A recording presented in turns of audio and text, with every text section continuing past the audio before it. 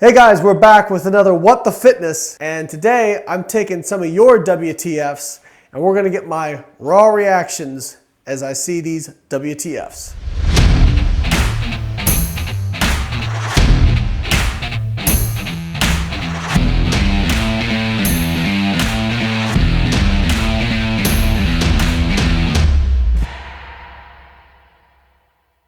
All right, so this is Tony Huge. I wonder if his last name actually is Huge.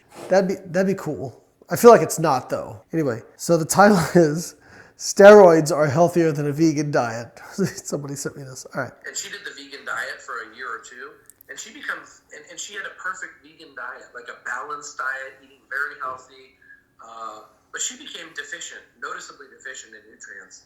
And when she just introduced even just salmon, so she got omega-3 fatty acids, and eggs, so she got cholesterol and protein, amongst the many other vitamins that are in it, her health... Never mind the fact that your body can make cholesterol on its own. And she put on a ton of muscle.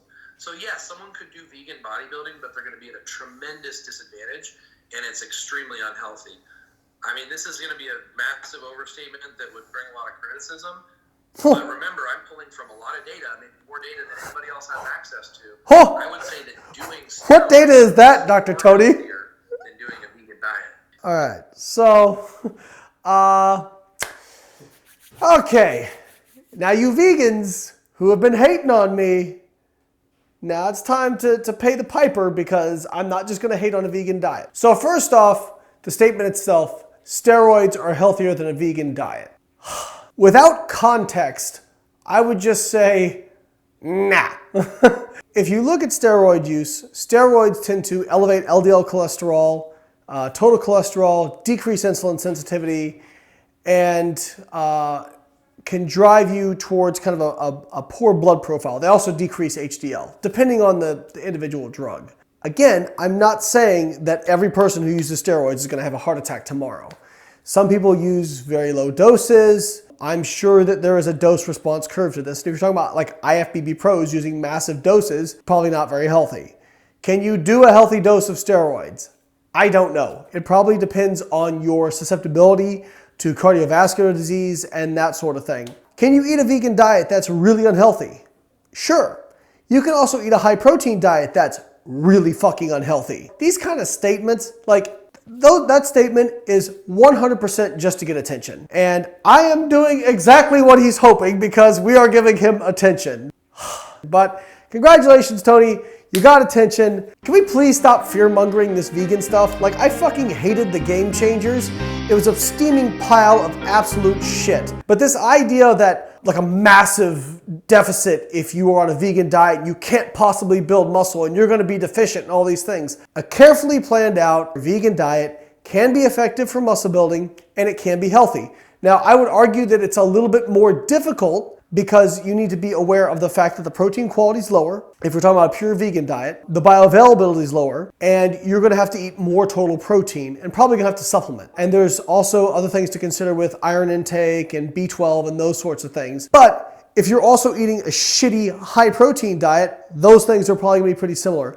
So it's not just that a vegan diet is crappy, it's that crappy diets are crappy. So if you go vegan and you're eating a lot of like highly processed, refined foods and things that are devoid of nutrients, that can be very bad for you. But it can also be bad to eat a high protein diet or a normal bodybuilding style diet if you're eating a lot of those same other high processed foods devoid of nutrients. Or I will also say people who eat the same fucking thing day in and day out, like all they eat is chicken and broccoli. So my wife, when she lived in Gold Coast, had a few bodybuilders at her gym that like pretty much ate the same meals every day, chicken, broccoli, rice. And she had them tested, and some of the vitamins and minerals they were frank deficient in, and some of them they had like almost nearly toxic levels because they're only eating a few fucking things. Eat a well-balanced diet that is rich in nutrients, whether it's vegan or not vegan, it can be healthy. Congratulations, Tony. You got your attention by saying something really fucking outlandish. Next one comes to us from Olga.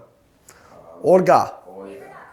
And this comes from Dr. Oh boy. CYWES. Do you know? Does that ring a bell? CYWES? CYWES. No, it doesn't ring a bell, but whenever I hear, this doctor said, I usually go, ugh. Today's episode is going to be discussing why calories and calorie counting is one of the worst things you can possibly do Here we go. if you're trying to lose weight and change why you became heavy or diabetic in the first place. Okay, the worst thing you can do I'm just going to stop him right there. Do you know what he's a doctor of by chance? Carb addiction doc. Oh, he's a carb addiction doc. I saw that in the med school brochure, right next to orthopedic. It's carb addiction help. All right, where do I start with this? So portion control is the worst thing you can teach. Okay, let me just take that portion of it first. And calorie tracking is the worst thing you can do. No, just no. So amongst the studies of the 5 to 15% of people who are successful with weight loss and keeping it off, the number one most common trait is they practice some form of self-monitoring, meaning, and also cognitive restraint, meaning they're either tracking calories or doing some form of portion control. Oh, hello, by the way, doc, cutting out carbs is a form of fucking portion control because you're cutting out an entire fucking food group, you fucking...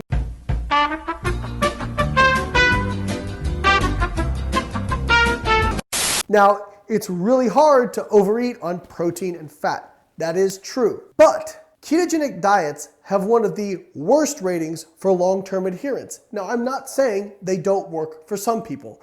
There are some people who follow a ketogenic diet, they like that sort of lifestyle, and it works for them. But for many people, they find it too restrictive and they're not able to stick to it in the long term. And guess what happens when you stop doing the keto diet after you've been doing it? You put back on that weight you lost. So this idea that like, you just need to solve your carb addiction. Oh, by the way, not actually a fucking thing. Carb addiction doesn't exist. Sugar addiction doesn't exist.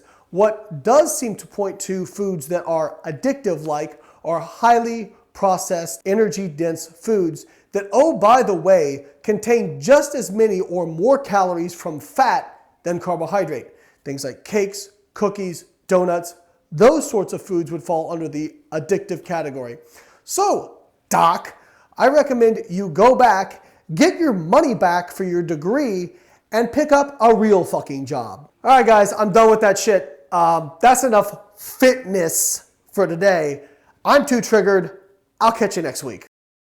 Hey guys, thanks for watching my video. If you like these videos, please click the links in the description to check out some of my educational books where you can learn more about fat loss and contest prep.